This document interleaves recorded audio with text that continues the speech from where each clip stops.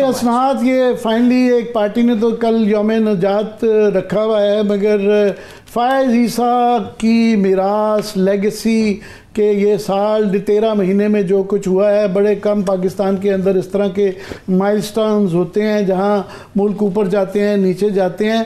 तो ये एक सुना है वहाँ पे जो है एक फेयरवेल डिनर्स दिए जा रहे हैं। पहले उन्होंने सुना था, इनकार कर दिया कि जी वो बचत करना चाहते हैं कि इससे कौम के ऊपर, जब कौम के साथ मजीद इतना कुछ कर लिया तो एक खाने का खर्चा कर लेने से क्या फ़र्क पड़ता था। ज़रा ओवरऑल हमें बताएं कि कल के दिन की क्या अहमियत है। अब देखिए जी, अहमियत तो यही है कि चेंज ऑफ कमांड होगी और जो 12 महीने से अदलिया में दबाव था अदलियत, और देखा जाए आप तो अच्छे जजेस का खत हो तो उसमें काजी फैसल साहब का रोल है, या जो ये आईनी तरमीम की गई, ये आईनी तरमीम तो अब सियासी जमातें जो है वो बड़ी खुल के कह रही हैं कि ये काजी फैसल साहब ना होते तो ये ना होती।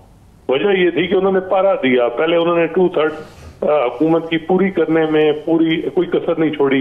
उन्होंने रिकाउंटिंग में 3 वोट दिलवाए नून लीग को, पीटीआई के वोट कम हो गए।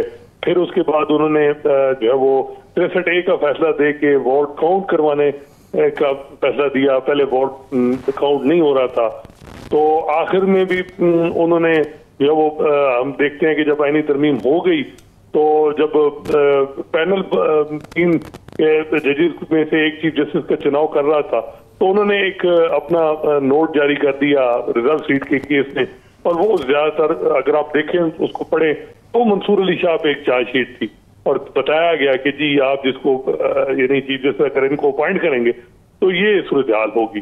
तो ओवरऑल एक मैं समझता हूँ कि अदलिया बहुत डिमोरलाइज है। पहली दफा मैं देखूंगा कि जो इंडिपेंडेंस है वो इस वक्त बहुत ज्यादा कंप्रोमाइज हो चुकी है अदलिया की। एग्जीक्यूटिव का रोल बहुत बढ़ गया है। जजेस की अपॉइंटमेंट तो चले वो कहा जाता है जी बैरून मुल्क में भी ऐसे है, लेकिन अब बेंच भी जो है वो उसमें भी एग्जीक्यूटिव हुकूमत का एक ही इनपुट होगी। 13 में से 5 मेंबरान जो है वो हुकूमत के होंगे, और वो अगर उनको पाकिस्तान बार काउंसिल के नुमाइंदे भी जो मौजूदा हैं वो अमूमन हुकूमत को ही सपोर्ट करते हैं, तो इस मामले में भी करेंगे। तो ये एक आध वोट होने चाहिए तो बेंच भी खुद हुकूमत बनाएगी। तो ये वो सारी चीजें हैं जो मेरा ख्याल है कि जो चाहिए, ये हम आपसे पहले डिस्कस कर रहे थे कि उसके अंदर ठीक है 6 जजेस तो 6 मेंबरान तो इनकी तरफ इंक्लाइंड होंगे, 7वें वो होंगे जिन्होंने वो प्रिजाइडिंग अफसर बनना है तो उनका भी कॉन्फ्लिक्ट ऑफ इंटरेस्ट है। और वो जो आपने पॉइंट कल रेज किया था, हमने नाम लेके आपका क्रेडिट दिया था कि जनाब एग एंड चिकन डिबेट के अंदर 13 नहीं होगा, आज उसकी उन्होंने बड़ी एक एक्सप्लेनेशन दी है जिसकी उसकी समझ नहीं आई हमें कि वो क्या कहना चाह रहे हैं। जी वो मसला बड़ा सीरियस है, एनॉमली है। अब देखते हैं कि इसको जो जुडिशियल मेंबरान हैं, जजेस हैं 5 सुप्रीम कोर्ट के, वो कैसे देखते हैं। जस्टिस काजी फैसा नहीं, जो जस्टिस याह्या अफरीदी अगले हैं वो क्या कैसे इस मामले को देखेंगे। बहुत से वकला जो हैं वो उनकी समझ में ये है कि इनको 27वीं तरमीम करनी पड़ेगी, क्योंकि प्रिजाइडिंग जज नहीं होगा तो जुडिशियल कमीशन नामुकम्मल है, और प्रिजाइडिंग जज कैसे होगा ये बात नहीं है, ओमिशन है। इसको कैसे मामले को हल किया जाएगा, तो ये है मामला। और प्रिजाइडिंग जज जो हैं वो जैसे Yahya Afridi chief justice of Pakistan भी हो सकते हैं, इनके चांसेस ज्यादा हैं उनके। वजह यह है कि जो जजेस हैं अगर उन्होंने कहा कि जी चीफ जस्टिस ही प्रिजाइडिंग जज हो, ये तो नहीं हो सकता कि हुकूमत अगर फोरम शॉपिंग करे और 4थे और 5वें नंबर के जज को कहे कि जी हमने इसको कॉन्स्टिट्यूशन बेंच का बनाना है। वो मेरा नहीं ख्याल कि हुकूमत भी ऐसा ये तो फिर सारा वो जो जिसे बकौल ख्वाजा आसिफ गुनाह बेलज़्ज़त, अगर ये वाला मामला जो आप कह रहे हैं कि चीफ जस्टिस साहब खुद ही आईनी उसके भी प्रिजाइडिंग अफसर बन जाते हैं, तो ये सारा जो इतना मेहनत की, तमाशा किया, इतना जोर लगाया, लोटे बनाए, ये तो सारे सब पे पानी फिर जाएगा। जी जी, ये आप देखना है कि किस तरह जैसे याह्या अफरीदी इस मामले को लेके चलते हैं। 5 जजेस के पास वोट हैं। अगर अमीनुद्दीन खान साहब ये तो नहीं कह सकते कि मुझे ही बनाए, वो नहीं कहेंगे, जहरी बात है।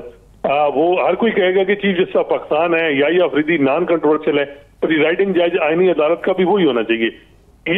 ये खुद इन्होंने आईनी तरमीम में डाला है, और डाला इन्होंने इस्लामाबाद हाई कोर्ट के चीफ जस्टिस के लिए है कि जी वो चीफ जस्टिस प्रिजाइडिंग जज भी हो सकता है। तो अब याह्या अफरीदी साहब को खुद ही लाए हैं, तो कैसे वो प्रिजाइडिंग जज उनको हटा के किसी और को बना दिया जाए, और वो भी 3 जजेस को 2 को छोड़ के और फिर प्रिजाइडिंग जज बनाया जाए। और फिर इसमें अब पीटीआई के भी 2 वोट होंगे, अपोजिशन के भी जुडिशल कमीशन में। देखते हैं कि पीटीआई कहीं फिर ना बाइकाट कर दे।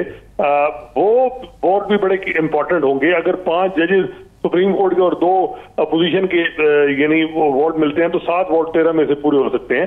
और हुकूमत भी किस तरह अपने पहले दिन ही चीफ जस्टिस याह्या अफरीदी को फाइंड कर देगी और कहेगी कि नहीं जी हमें जूनियर मोस्ट प्रिजाइडिंग जज चाहिए कॉन्स्टिट्यूशन बेंचेस का।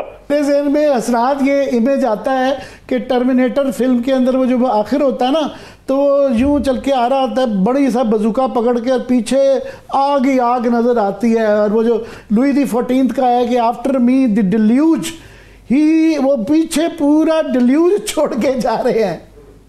हसनात जी सर, देखें काजी फैसल साहब इस निज़ाम की गारंटी थे, और मुझे समझ नहीं आ रही कि हुकूमत ने उनको क्यों छोड़ा। उनके बगैर निज़ाम का चलना बड़े मुश्किलात आएंगी। इंडिपेंडेंट जज हैं याह्या अफरीदी साहब, बिल्कुल इसमें कोई शक नहीं है कि वो जुडिशियल रिस्ट्रेन का मुजाहरा हमेशा वो करते हैं, लेकिन यहाँ तो एक जज चाहिए जो हॉस्टाइल हो टुवर्ड एक सर्टेन पॉलिटिकल पार्टी। तो वो उस तरह का सीन नहीं होगा और उसमें मसला बन सकता है। मेरा ख्याल है कि काजी साहब जो है वो मे भी अब जो है वो एक कुछ लोग अभी भी रिसर्च कर रहे हैं कि क्या जो है वो चीफ जस्टिस ऑफ पाकिस्तान जो है वो चीफ इलेक्शन कमिश्नर भी बन सकता है या नहीं। तो अभी देखते ये बड़ी अच्छी आपने बात की। और भी तरीके हैं ब्लाइज करने के, ये आसान फरामोश लोग नहीं हैं। इन्होंने रफीक तारड़ साहब को बाद में वो वोट देने पे नवाज शरीफ साहब की जो उनकी हुकूमत डिसॉल्व करने के ऊपर जो फैसला दिया था, उसके बाद उनको सेनेटर बनाया, सदर बनवाया, फिर सईदुज़्ज़मान सिद्दीकी साहब को भी शायद गवर्नर बनाया। ये भारत में इंडिया में अभी हाल ही में चीफ जस्टिस जो उनके थे, जिसने मोदी को सारी बाबरी मस्जिद समेत 7 फैसले दिए, उन्हें राज्यसभा का मेंबर बना दिया।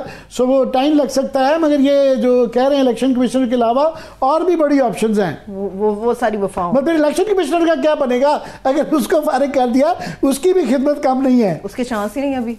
देखिए वो किसी जगह और हो जाएगा, लेकिन क्योंकि इलेक्शन कमीशन ऐसा चाहिए जो सुप्रीम कोर्ट को समझे, बताए कि ये आईनी इदारा है, आपके हर फैसला पाबंद नहीं है। तो देखें जो मौजूदा निज़ाम है इसको चलाने के लिए काजी साहब की जरूरत बहुत जरूरत है, और मेरा ख्याल है कि उनको कहीं ना कहीं एडजस्ट कोशिश की जाएगी। आगे देखते हैं कि वो बाकी जगह तो साथ बिल्कुल चल जाएंगे।